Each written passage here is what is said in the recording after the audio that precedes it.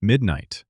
You are walking home, and then you hear it. Footsteps behind you, steady, close. You speed up. They speed up. You slow down. They slow down. You turn the corner, and out of the corner of your eye, a shadow shifts. That is the moment everything changes, because starting right now, you are the target. Someone is hunting you, and you have 30 days to stay alive. This isn't a movie.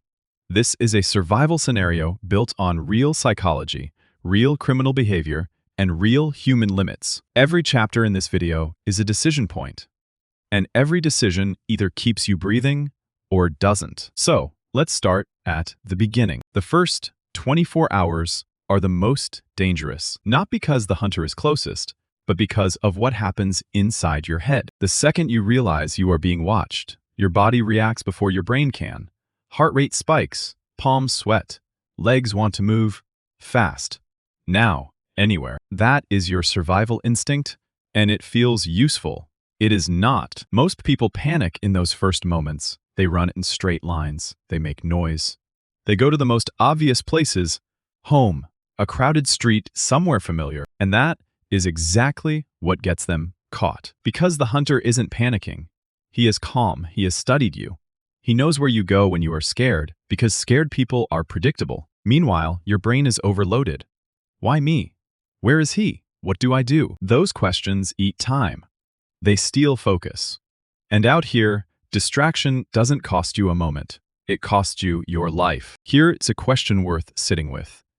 Have you ever walked somewhere alone at night and suddenly felt like something was off?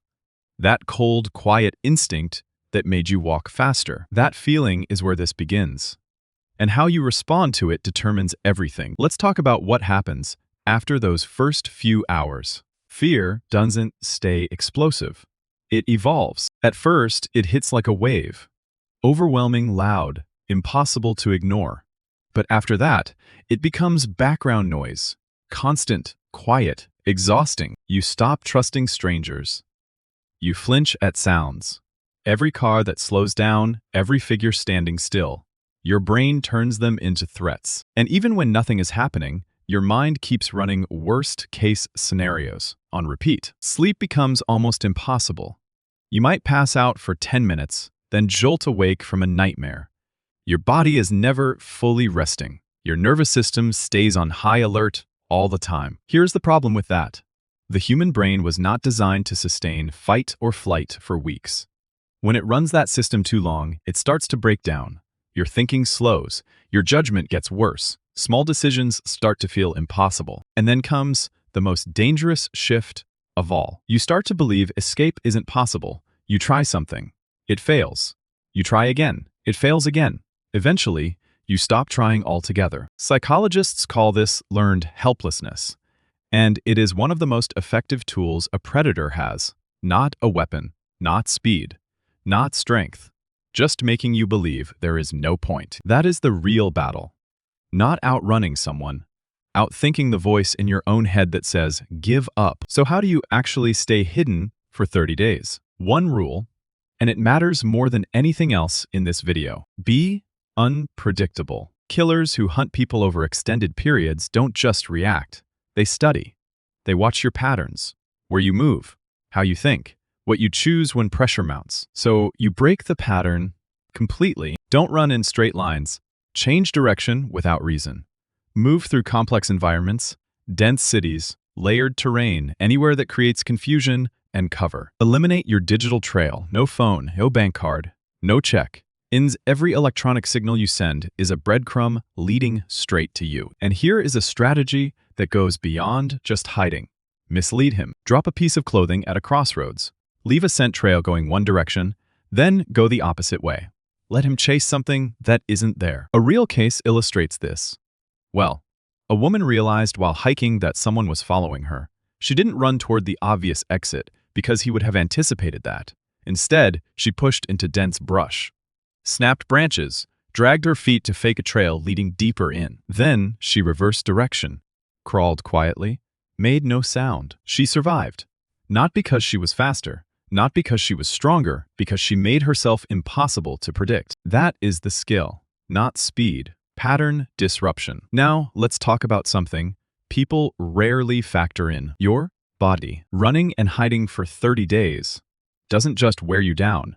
It systematically dismantles your physical ability to function. The energy side alone is brutal. After about 90 minutes of intense physical effort, your glycogen reserves crash. Your muscles lose power. Your reaction time slows. And if you haven't eaten, it gets worse faster than you think. Then, add sleep deprivation. 3 to 4 hours of broken sleep per night sounds survivable. But after a week of that, your cognitive performance drops by roughly half. Studies consistently show that level of deprivation produces impairment similar to being intoxicated. You are functionally operating drunk, except the stakes couldn't be higher, and dehydration hits harder than most people expect. Losing just 1% of your body weight in water starts degrading physical performance. In heat without access to water, you are looking at collapse within hours. So here is the counterintuitive truth. You don't survive by pushing harder. You survive by managing smarter. Rest when it is safe. Actual rest, not just lying down with your eyes open. Prioritize water above everything, including food. The human body can go days without eating. It cannot go long without water. In a high-stress situation, that hierarchy is non-negotiable. Survival is not about toughness. It is about control. Controlled energy, controlled rest, controlled decisions. The people who burn out in the first week aren't weak.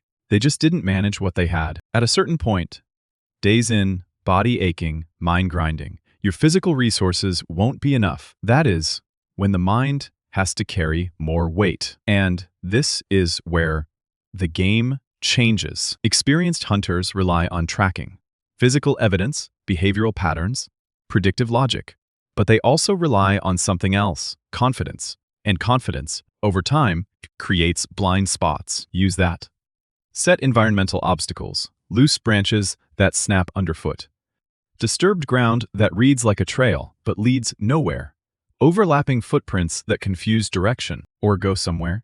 He doesn't expect you to go. If he thinks you'll choose safety, go somewhere that looks risky. Tight urban spaces, abandoned structures, complex terrain that limits sightlines for both of you. Why does that work? Because it removes his home advantage. In familiar, open terrain, he has the edge. In confined, unfamiliar environments, that edge erodes. And then there is one more technique worth knowing. Leave old clues, not fresh ones. Let him find something from yesterday. A wrapper, a scuff mark, a displaced stone.